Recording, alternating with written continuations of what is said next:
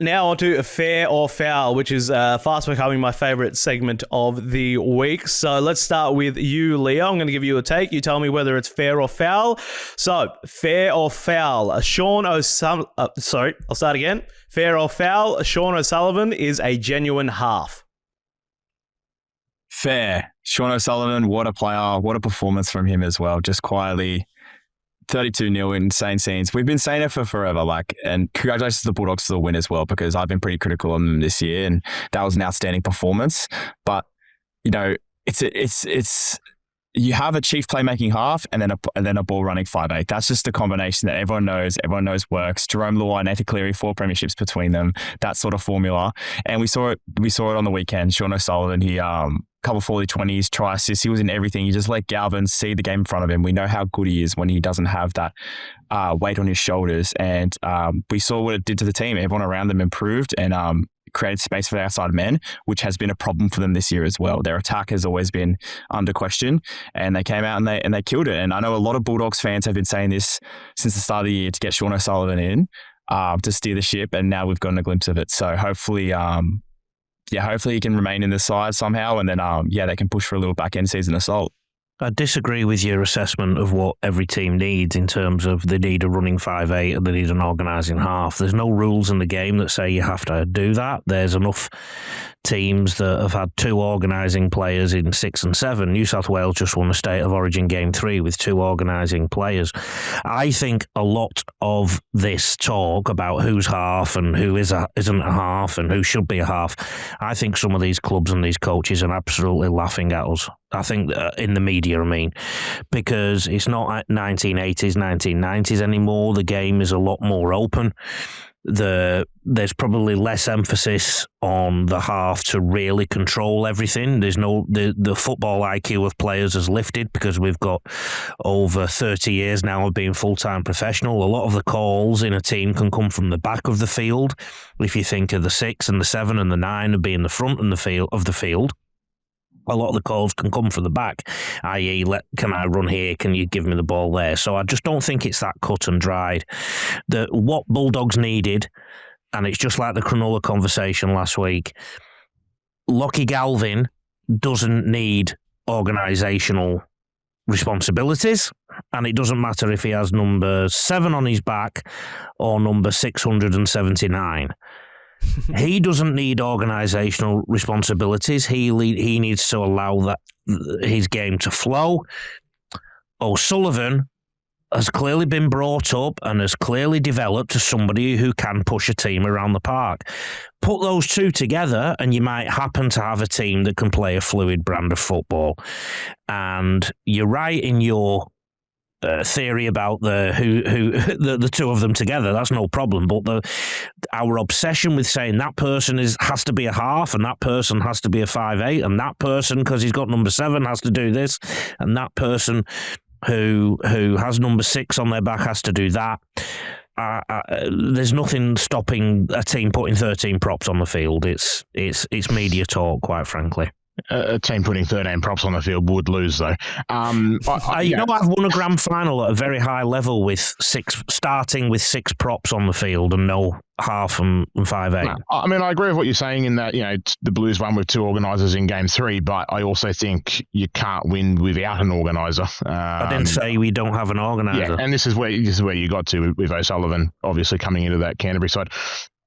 If Cameron Ciraldo wants to have any show making the finals, O'Sullivan's got to be there for the rest of the year. Clearly, that's their best halves combo. It's no surprise Galvin played his best game of the year. I do think there will be tougher challenges for Canterbury, though. The Tigers are a rabble at the moment, so let's maybe just pump the brakes on that.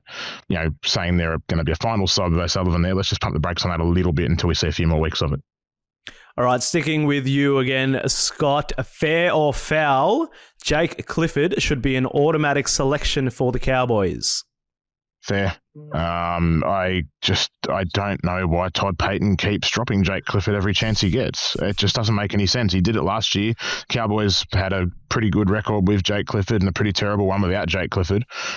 He did it again yesterday and they got towelled up by the Dolphins. I don't know what Jake Clifford did wrong to get dropped. I don't know what Jackson Purdue did right to stay in the halves over Clifford to begin with. Like, I just don't get it. Purdue, my apologies, is probably going to be the fullback next year. He's not going to be the 5'8". I don't know why we're going down this line. They've re-signed Clifford. I just don't get it. Yeah, I agree with you, Scott, there with Purdue. I just feel like, yeah, if he's the long-term option of the fullback, I don't know if it's been confirmed yet if he's going to take Scott Dragor's place, but it's, assumption he is. I just think you just rather have him just out in the centres for the time being and, have Clifton in that 6 jersey there, because I just think Clifford just offers so much more to that side, especially with Dearden back as well. So, well, but this is it, Leo, as well. I mean, the Cowboys are well and truly in the mix of the finals. In fact, we're going to get into the run home in a minute, but I've got them finishing 5th. They've got a pretty easy run home, but it's not going to work if they can't win games, and they don't look like they're going to win games with Purdue at 6. Purdue is a great centre. Leave him there. If he's not going to play fullback next year, leave him there again, because Tom Chester will go to fullback. Clifford has to be a pick. I don't get it. Yep. Love it. All right. Lee, fair or foul? Manly's season is over. Fair owl. A lot depends on the next. A lot depends on the next couple of weeks. The form line, 5 of the last 7. Does that coincide by any chance with the coach being confirmed? And it does. Yes. Am I being wise after the event, or did I warn the Sea Eagles a long time ago? But the other thing, I won't labour on the Kieran Foran thing being appointed too early. The other thing is Turbo's crashed again, and it's getting to the point with Tommy Turbo now that I would imagine he's having a serious think about how his future is in the game, because it's going to be taking an awful lot from him mentally, not just physically. And secondly, the Manly hierarchy, are they going to keep paying top dollar for somebody who keeps playing for a while, trying to get back into contention in terms of playing to full gas potential, and then when he does, having 2 or 3 weeks and then he breaks down? So to answer your question, ask me in 2 weeks. What about you, Leo? You're a Manly man. It's very deflating to say the least. Yesterday's result. Coming into that game, I marked that as a game that we had to win, because we have a pretty tough draw home. I think we have Knights, Dolphins, Warriors, then Sharks next week as well. I think we have the Dragons there as well. So, there's a world where we don't win a single game after that. I'm serious. Like, if every team plays to their best amongst those next games, like they can all, put on a good performance.